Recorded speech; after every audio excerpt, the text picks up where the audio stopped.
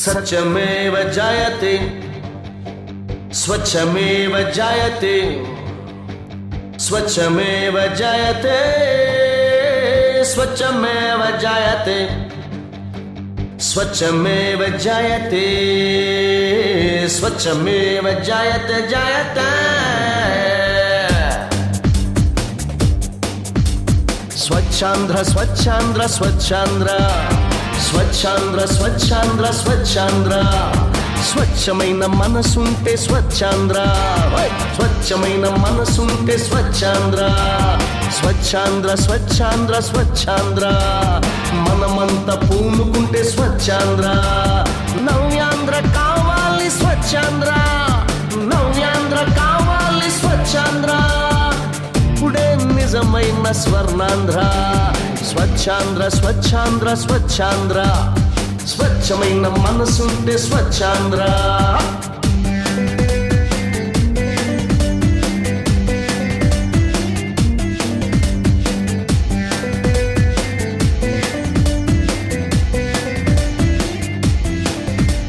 సందు సందు ఉండాలి శుభ్రంగా వాడవాడ మారాలి అందంగా గాలులన్నీ వీయాలి గంధంగా నవ్యాంధ్ర అవ్వాలి బంధంగా ఒంటి శుభ్రం ఇంటి శుభ్రం పేట శుభ్రం ఊరు శుభ్రం జిల్లా శుభ్రం రాష్ట్రం శుభ్రం అణువణువు కావాలి పరిశుభ్రం అణువణువు కావాలి పరిశుభ్రం స్వచ్ఛాంధ్ర స్వచ్ఛాంధ్ర స్వచ్ఛాంధ్ర స్వచ్ఛమైన మనసుంటే స్వచ్ఛాంధ్ర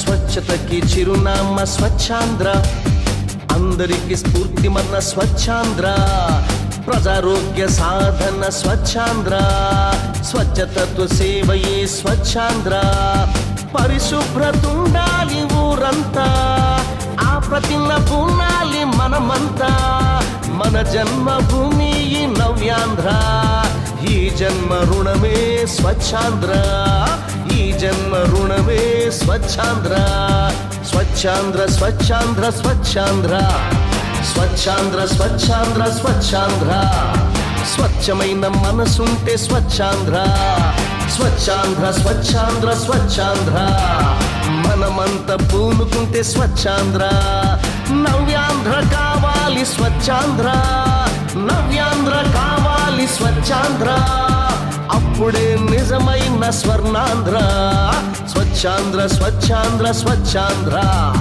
స్వచ్ఛమైన మనసుంటే స్వచ్ఛాంధ్ర ఆ చంద్ర తారార్కం స్వచ్ఛాంధ్ర స్వచ్ఛమై వెలగాలి స్వచ్ఛాంధ్ర ఆ చంద్ర తారార్కం స్వచ్ఛాంధ్ర స్వచ్ఛమై వెలగాలి స్వచ్ఛాంధ్ర సత్యమై వెలగాలి స్వచ్ఛాంధ్ర సత్యమేవ జయతే జయతే జయతే స్వచ్ఛమేవ జయతే జయతే జయతే స్వచ్ఛమేవ జయతే స్వచ్ఛమేవ జయతే జయతే జయతే స్వచ్ఛమేవ జయతే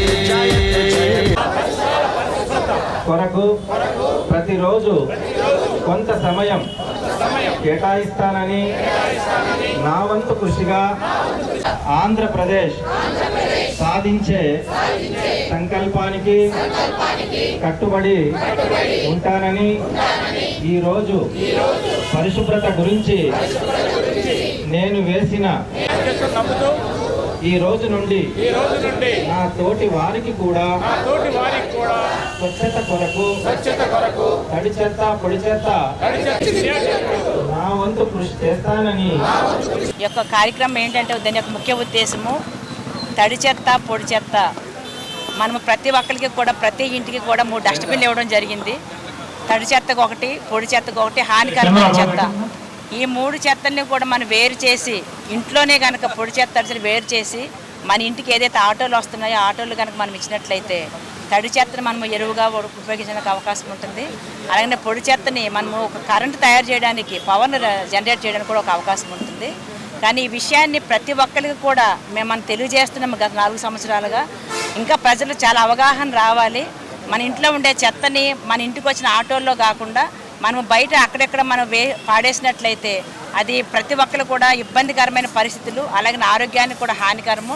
మనం స్వర్ణాంధ్ర స్వచ్ఛాంధ్ర అనే దానికి మనకి అవకాశమే ఉండదండి. అట్లా కాకుండా ప్రతి ఒక్కరు ఈ విషయాన్ని కొంచెం నిర్దిష్టంగా మనము అనుకొని కంపల్సరీగా కూడా ప్రతి ఒక్కరు ఒక అవగాహన కనుక ఉన్నట్లయితే అందరూ ఆరోగ్యంగా ఉంటారు. అలాగే మనకు పొల్యూషన్ కూడా కంట్రోల్ చేయడానికి అవకాశం ఉంటుంది. అన్నిటికంటే ముఖ్యంగా ఏంటంటే ఈరోజు మనకు స్లోగన్ మన అందరూ వినే ఉంటారు. మనకి ప్లాస్టిక్ అనేది చాలా మనం మొత్తం ప్రపంచవ్యాప్తంగా ప్లాస్టిక్ నిరోధించారు. అలాగే మన ఆంధ్ర రాష్ట్రంలో కూడా ప్లాస్టిక్ లేని ఒక ఆంధ్ర రాష్ట్రంగా తయారు చేయడానికి గౌరవ ముఖ్యమంత్రి గారు కూడా మరి ఎన్నో చట్టాలు కూడా చేయడం జరిగింది. కానీ ఇంకా మనం ప్లాస్టిక్ వాడుతున్నామండి. ఆ ప్లాస్టిక్ వలన ప్రతి ఒక్కరి ఆరోగ్యానికి ముఖ్యంగా క్యాన్సర్ లాంటి మహమ్మారి రావడానికి ముఖ్య కారణమే ప్లాస్టిక్. మనం ఎంత చెప్పినా కూడా మరి చాలా వరకు వాళ్ళు వ్యాపారస్తులు ప్లాస్టిక్ నమ్ముతున్నారు, వినియోగదారులు కూడా ప్లాస్టిక్ను కొంటున్నారు, అలాగనే అనారోగ్యాన్ని కొని తెచ్చుకుంటున్నారు. కాబట్టి ఈ యొక్క విషయాన్ని అందరూ కూడా గట్టిగా నిర్ణయించుకొని ప్లాస్టిక్ రహిత సమాజాన్ని కనుక మనం తయారు చేసినట్లయితే అందరూ కూడా ఆరోగ్యంగా ఉండడానికి అవకాశం ఉంటుందని చెప్పి సందర్భంగా తెలియజేస్తూ మరి నాకు ఈ అవకాశం ఇచ్చిన ధన్యవాదాలు. స్వర్ణాంధ్ర స్వచ్ఛాంధ్ర కార్యక్రమాన్ని కూడా ప్రతి నెల 3వ వారంలో 3వ శనివారం ఈ విధంగా జరుపుకోవటం, అదేవిధంగా మన ప్రీతం నాయకుడు చంద్రబాబు నాయుడు గారు దీన్ని పిలుపునివ్వటం, రాష్ట్రం అంతా కూడా క్లీన్ అండ్ గ్రీన్గా ఉండాలనేదే ఒక ఉద్దేశం.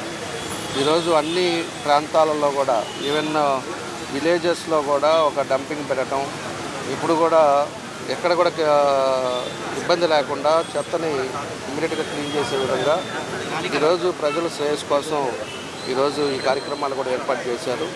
దీని ఉద్దేశపూర్వకంగా ఈరోజు కందుకూరు కూడా ముఖ్యమంత్రి గారు వస్తూ ఉన్నారు.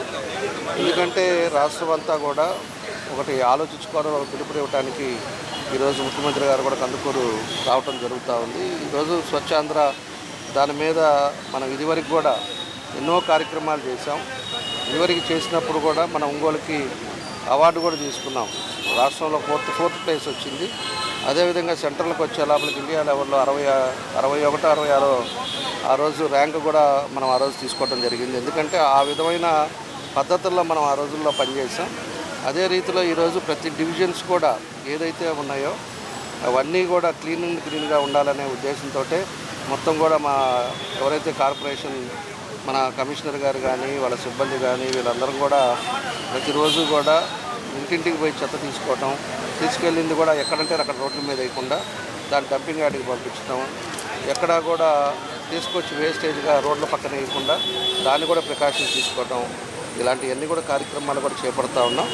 ఈరోజు పూర్తిగా ఒంగోలు ఈ 8 నెలల్లోనే కొన్ని మార్పులు తీసుకొచ్చాం. ఇదివరకు మీద ఇప్పుడు ఇంకా కూడా ఒక 6 నెలల లోపల ఇంకా పూర్తిగా చెత్త అనేది కనపడకుండా ఒక పూర్తి ప్రణాళికతోటి ముందుకెళ్ళటం జరుగుతూ ఉందని చెప్పి కూడా మేము తెలియజేస్తూ ఉన్నాం. ఈసారి కూడా చేసే కష్టం, చేసే పని ప్రజల్లో ఒక మంచి విశ్వాసం కోసం ప్రజలు ఏదైతే నమ్మకం మీద పెట్టుకున్నారో దాన్ని వమ్ము చేయకుండా దాన్ని ఖచ్చితంగా అమలుపరచుకోవడానికే ఇలాంటి కార్యక్రమాలన్నీ కూడా జరుగుతున్నాయని చెప్పి కూడా తెలియజేస్తూ ఉన్నాం. కాబట్టి ఈరోజు ఆ కార్యక్రమం ద్వారా ప్రజలకు తెలియపరచడానికే ఈరోజు ఒక చిన్న ర్యాలీలాగా పెట్టి ప్రజలకి అవగాహన చేయడానికి, ఎక్కడంటే అక్కడ ఇదివరకు కాలువల్లో వేసేస్తారు, ఇంట్లో ఉండే చెత్తని ఒక బ్యాగ్లో పెట్టి మార్నింగ్ రాగానే చెత్త వాళ్ళకి ఇవ్వటం, అది ఒక పద్ధతి ప్రకారంగా చేస్తే వాళ్ళకి ఇబ్బంది ఉండదు, చేసే వాళ్ళకి ఇబ్బంది ఉండదు, ఆ పరిసరాలు కూడా బాగుంటుంది.